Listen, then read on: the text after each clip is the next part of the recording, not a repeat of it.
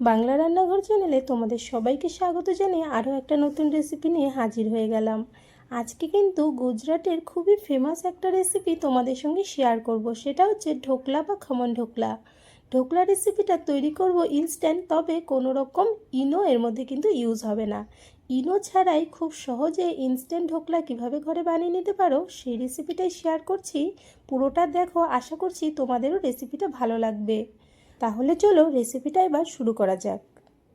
ঢোকলা বানানোর জন্য সবার প্রথমে আমার লাগবে বেসন।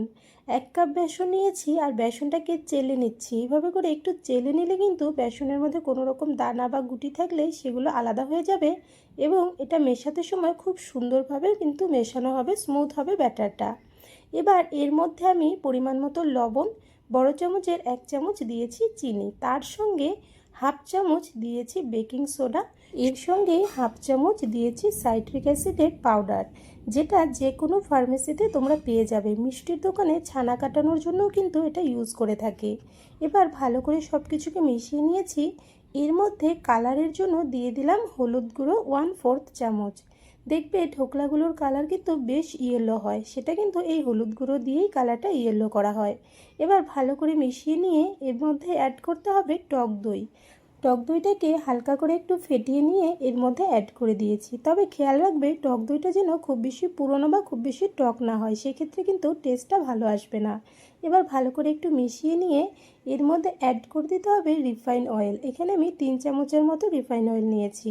রিফাইন অয়েলটাও এর মধ্যে দিয়ে দিলাম, দিয়ে একটু মিশিয়ে নিচ্ছি। এখানে তোমরা চাইলে না মিশিয়েও ডাইরেক্ট জল অ্যাড করতে পারো, তবে প্রথমে আমি হালকা একটু মিশিয়ে নিলাম আর তারপর এখানে আমি জল নিয়েছি হাফ কাপ থেকে অল্প বেশি। তবে এতটা জল কিন্তু লাগবে না, যতটুকু লাগবে অল্প অল্প করে দিয়ে আমি কিন্তু ব্যাটারটা তৈরি করে নেব। আর এই পুরো ব্যাটারটা তৈরি করতে আমার কিন্তু হাফ কাপ জল লেগেছিল, হাফ কাপ টক দই এবং হাফ কাপ জল এই ব্যাটারে লেগেছে। আর এখন দেখো ব্যাটারটা কিন্তু একদম রেডি, আর এই ব্যাটারটা কিন্তু রেস্টে রাখারও দরকার নেই। আমি এবার একটা কেক মোল্ড নিয়েছি স্কোয়ার শেপে, এর মধ্যে অল্প তেল লাগিয়ে নিয়েছি। এই মোল্ডের মধ্যে আমি কিন্তু পুরোটা ব্যাটার একসঙ্গে ঢেলে দিলাম। তোমরা যে কোনো বাটিতেও কিন্তু এটাকে স্টিম করে নিতে পারবে। আমি স্কোয়ার শেপের বাটিটা ছিল তাই এটাতে নিয়েছি, এতে করে কাটতে সময় সুবিধা হয়। দেখো পুরোটা ব্যাটার দিয়ে এবার এটাকে স্টিম করব।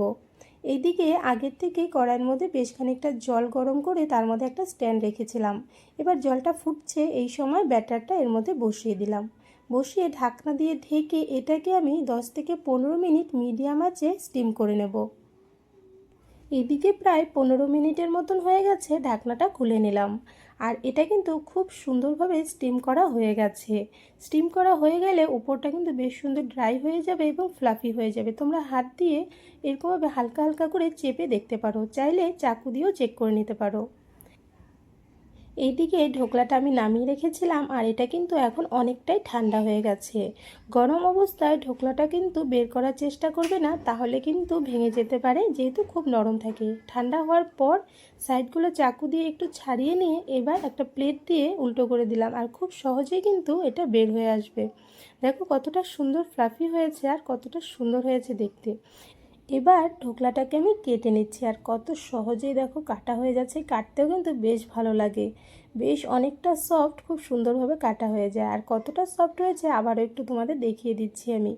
আর এর কাটটা কিন্তু তোমাদের পছন্দ মতো ছোটো বড়ো করে কাটতে পারো, তবে ঢোকলা যেহেতু স্কোয়ার শেপে হয় তাই আমি স্কোয়ার শেপ করে কেটে নিয়েছি।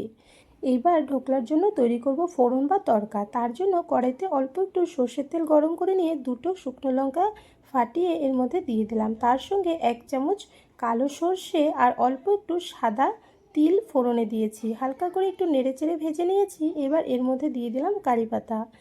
কারি পাতাগুলোকে ভালো করে একটু ভেজে নিচ্ছি। আর কারি পাতা যদি না থাকে সেক্ষেত্রে কারি পাতাটা বাদ দিয়েও কিন্তু তোমরা চাইলে করতে পারবে। এবার কারি পাতাগুলো একটু ভেজে নেওয়ার পর এর মধ্যে অ্যাড করে দিলাম চেরা কাঁচা লঙ্কা। ঢোকলার সঙ্গে দেখবে কাঁচা লঙ্কাও কিন্তু দোকানদাররা দিয়ে থাকে। কাঁচা লঙ্কা দেওয়ার কারণে কিন্তু খুব সুন্দর টেস্ট এবং ফ্লেভার আসে। এবার কাঁচা লঙ্কা দিয়ে হালকা একটু নেড়েচেড়ে নিয়ে এর মধ্যে 1 কাপ জল অ্যাড করে দিয়েছি।